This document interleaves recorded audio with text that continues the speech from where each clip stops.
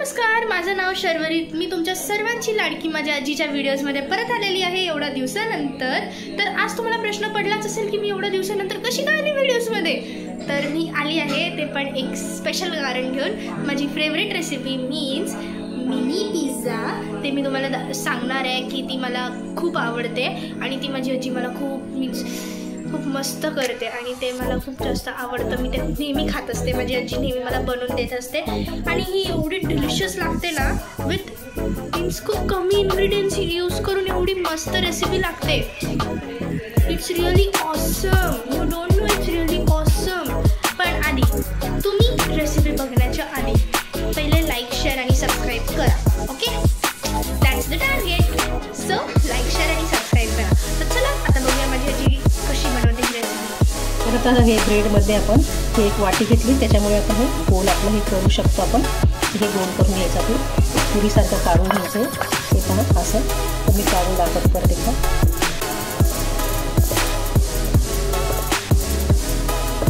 हे बघा, हे असं आपल्याला 5 ते 6 घ्यायचे. तुम्ही जितके पाहिजे तितके घेऊ शकता ते.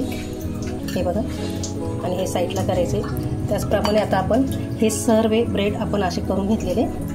हे पहा, हे 6 मी घेतलेले पीस. तर त्याच्यामध्ये आपण टाकणार आहे आता टॅमॅटो सॉस.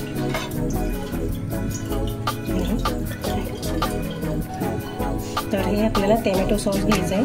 तर ते प्रत्येकाला आपण टाकून घेणार आहे. हे पहा, आणि एकदा फिरून घ्यायचं आहे त्याच्यामध्ये.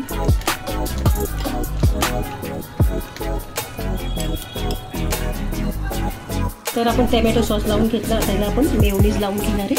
बघा, सर्व ब्रेडला आपण आता मेयोनीज लावून घेणार आहे. आपण हे चीज घेतलेले आहे 2 चमचे, म्हणजे 2 वडी. हे बघा, हे चीज मी सोडून याच्यात टाकलेले आहे. तर आता आपण याच्यामध्ये टाकणार आहे कॉर्न. हे संपूर्ण 2 ते 3 चमचे आपण याच्यात टाकून घेणार आहे. त्याच्यामध्ये टाकणार आहे चिली 1 चमच, ओरिगॅनो 1 चमच आणि अर्धा चमच काळी मिरी पावडर. थोडंसं आता आपल्याला टाकायचं मीठ, कारण आपण कॉर्नमध्ये शिजताना मीठ टाकलेलं आहे. आणि थोडीशी आपल्याला धुतलेली ही कोथिंबीर टाकून द्यायची. आता आपल्याला हे सर्व मिक्स करून घ्यायचे, एकत्र करून घ्यायचे हे संपूर्ण. लावून घेऊन झालेले लावून आता जे आपण मिश्रण केलं त्याच्यामध्ये, तर आता आपण हे टाकून घेऊया. हे संपूर्ण आपल्याला भरून ठेवायचे असे. घेतलेले सर्व मिश्रण आणि अगदी सुंदरपैकी आपलं झालेले. तर आता आपण तव्यावर गरम करायला ठेवूया. एक 10 मिनिटं आपल्याला हे ठेवायचं आहे. आणि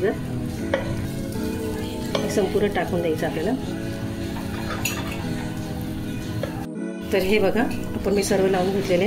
आता एक 10 ते 5 मिनिटं आपल्याला ताट ठेवून हे शेकून घ्यायचे पूर्ण. हे बघा, हे 10 मिनिटं आपण ठेवूया. आलेले. चला आता आपण मिनी पिझ्झा बघूया. हे बघा, वा, सुंदर झालेले, अगदी सुंदर झालेले. चला आपण एका डिशमध्ये याला काढून घेऊया. हे बघा, अगदी कुरकुरीत आणि अगदी सुंदर झालेले.